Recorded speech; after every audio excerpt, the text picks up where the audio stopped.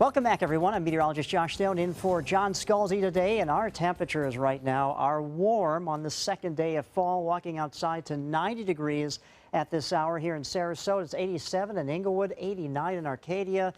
But you know what it feels like outside?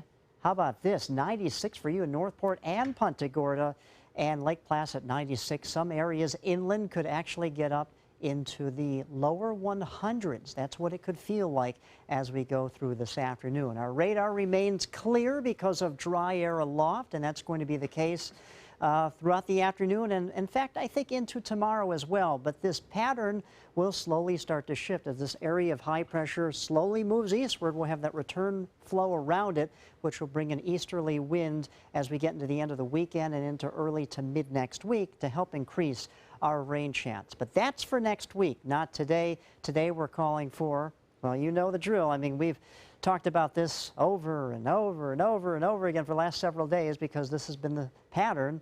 It hasn't really changed much. Mostly sunny skies, warm conditions, and the rain chance will be very minimal today. If any storms get going, they'll be inland and very short-lived due to this drier aloft. Now, there's a little more moisture down here to the south of Florida, so if you're traveling down to maybe Naples, there could be some storms there. But our chance for storms, like I said, with this easterly wind coming across Florida as we get into early next week, that will help increase our rain showers for, say, Tuesday, Wednesday, Thursday, and even into Friday next week.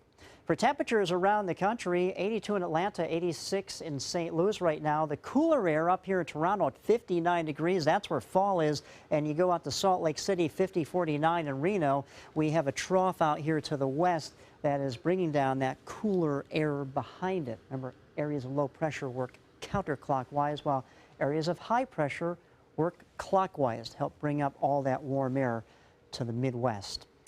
Speaking of what's going on with storms, we talked about rain showers coming into our area as we get into next week. But out here in the Atlantic, fortunately, these two systems, Carl and Lisa, they're tropical storms. They're not going to affect us. They're if I can say this, they're going to continue to move to the north and northeast and out in the open waters here of the Atlantic. Carl potentially could swipe Bermuda, but I think Carl's going to swerve to the northeast here and stay away, obviously, from the United States, which is good news. But this is another system we're looking at here. We're going to really pay close attention to this because look how far south it is off the coast of Africa, and it looks like it's going to be moving in a very favorable environment to gain strength and potentially become a much bigger storm. Right now, it's just a tropical wave, but it's something for us to look at. All right, looking at your 7-day outlook, we're calling for highs again tomorrow in the low 90s, but there's your rain chance ramping up as we get into early to mid next week, and highs will be in the upper 80s. Don?